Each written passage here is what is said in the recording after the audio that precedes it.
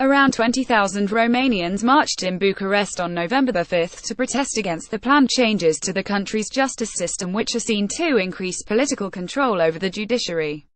The protest will put even more pressure on the government, which has already been criticized for its planned measures in the judiciary and fiscal sectors. Romanian Trade Union Confederation CNSLR Fraser announced on November 2 it has decided to start procedures to launch general strike, following the government's decision to transfer social security contributions entirely to the employees. Romania was the scene of mass anti-governmental protests, the largest since the fall of communism, in winter, when the government adopted an emergency decree to partly decriminalize abuse of office, a move which was seen as a significant step backwards in Romania's anti-corruption fight. The ordinance was revoked, but the government moved on with plans to change legislation in the sector. The planned changes have been criticized by the National Anti-Corruption Directorate (DNA) and the Judges Forum, while the magistrates' body, the CSM, has already issued a negative review on the proposals. Around 20,000 people marched in Bucharest, while smaller protests were organized in other Romanian cities as well as abroad. The total number of protesters was estimated by Digi24 television channel at 35,000. The protests were organized on Facebook, the same as those organized back in winter.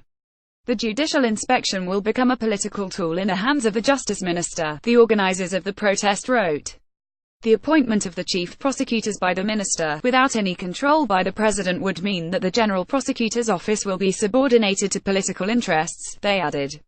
The protesters were also unhappy that the senators gave last week a negative review to a draft bill banning those with criminal convictions to hold the president post. If these bills are adopted by the parliament, it would be a disaster for Romania and its citizens. We can say goodbye to independent justice. We are not alone in this fight. Both the magistrates and the president of the European Commission showed they are against these laws, the Facebook page of the event wrote. The protest on November 5 started as usual in Victory Square in Bucharest, in front of the government's headquarters. The protesters marched through the city and then stopped in front of the Palace of the Parliament.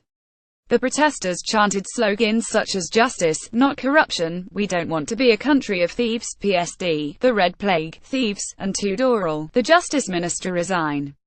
The planned changes to judicial legislation have been recently criticized by President Klaus Iohannis, who did not rule out the organization of a referendum on the topic. However, he admitted some provisions in the amendments are needed in order to put the current legislation in line with rulings of the Constitutional Court and European legislation. "I am open to use all the presidential power in order to intervene in this process, meaning to keep justice independence," Iohannis said. Iohannis announced in January he will start procedures to organize a referendum on the continuation of the anti-corruption fight. The president announced the plan the day after he attended a massive rally in Bucharest against the government's plans to use an emergency decree to amend criminal legislation, partly decriminalizing abuse of office.